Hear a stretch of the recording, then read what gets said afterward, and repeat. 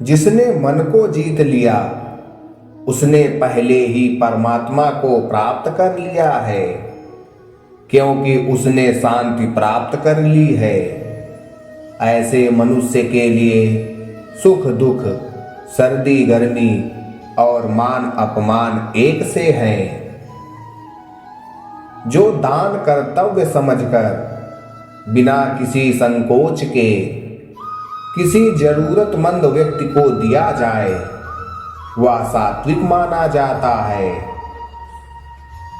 ईश्वर, ब्राह्मणों, गुरु, माता पिता जैसे गुरुजनों की पूजा करना तथा पवित्रता, सरलता, ब्रह्मचर्य और अहिंसा ही शारीरिक तपस्या है। जो बहुत खाता है या कम खाता है, जो ज्यादा सोता है या कम सोता है, वह कभी भी योगी नहीं बन सकता। जो मुझे सब जगह देखता है और सब कुछ मुझ में देखता है, उसके लिए ना तो मैं कभी अदृश्य होता हूं और ना वह मेरे लिए अदृश्य होता है। मैं हर जीव के हृदय में परमात्मा स्वरूप स्थित हूं। जैसे ही कोई किसी देवता की पूजा करने की इच्छा करता है, मैं उसकी श्रद्धा को स्थिर करता हूं, जिससे वह उसी विशेष देवता की भक्ति कर सके। जो महापुरुष मन की सब इच्छाओं को त्याग देता है और अपने आप में ही प्रसन्न रहता है, उसको निश्चल बुद्धि कहते हैं। जो विद्वान होते हैं वो ना तो जीवन के लिए और ना ही मृत के लिए शोक करते हैं। जो जीवन के मूल्य को समझता हो, इससे उच्च लोक की नहीं अपितु अपयश प्राप्ति होती है। जीवन ना तो भविष्य में है ना अतीत में, जीवन तो इस क्षण में है। खुद को जीवन के योग्य बनाना ही सफलता और सुख का एकमात्र मार्ग है। जो पुरुष सुख तथा दुख में विचलित नहीं होता और इन दोनों में संभाव रहता है, वह निश्चित रूप से मुक्ति के योग्य है। जिस प्रकार मनुष्य पुराने कपड़ों को त्याग कर नए कपड़े धारण करता है, उसी प्रकार आत्मा पुराने तथा व्यर्थ के शरीर को त्याग कर नया भौतिक शरीर धारण करता है। जो कर्म को फल के लिए करता है, वास्तव में ना उसे फल मिलता है ना ही वो कर्म है।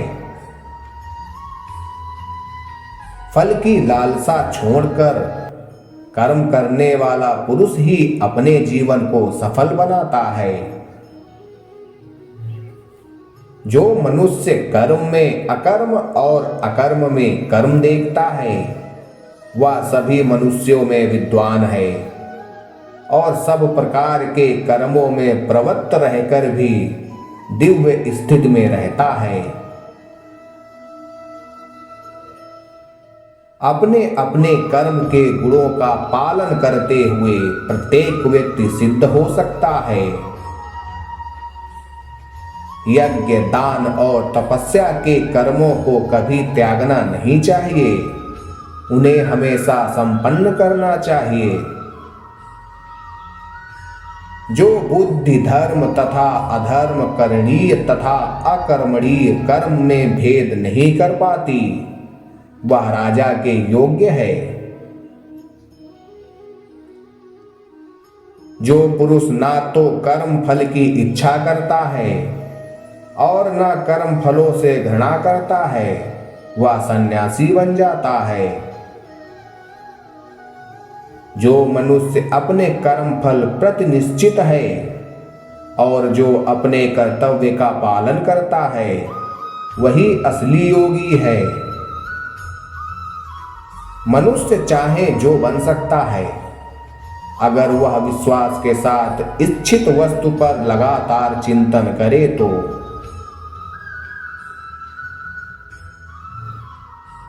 अगर कोई प्रेम और भक्ति के साथ मुझे पत्र, फूल, फल या जल प्रदान करता है तो मैं उसे स्वीकार करता हूं। क्रोध से भ्रम पैदा होता है, भ्रम से बुद्धि व्यग्र होती है, जब बुद्धि व्यग्र होती है तब तर्क नष्ट हो जाता है, जब तर्क नष्ट होता है तब व्यक्ति का पतन हो जाता है। प्रत्येक बुद्धिमान व्यक्ति को क्रोध और लोभ त्याग देना चाहिए, क्योंकि इससे आत्मा का पतन होता है। जिसने जन्म लिया है उसकी मृत्यु निश्चित है और मृत्यु के पश्चात पुनर्जन्म भी निश्चित है। जो लोग भक्ति में श्रद्धा नहीं रखते वे मुझे पा नहीं सकते। वे इस दुनिया में जन्म मृत्यु के रास्ते पर वापस आते रहते हैं। मैं ही गर्मी प्रदान करता हूं और बारिश को लाता और रोकता हूं।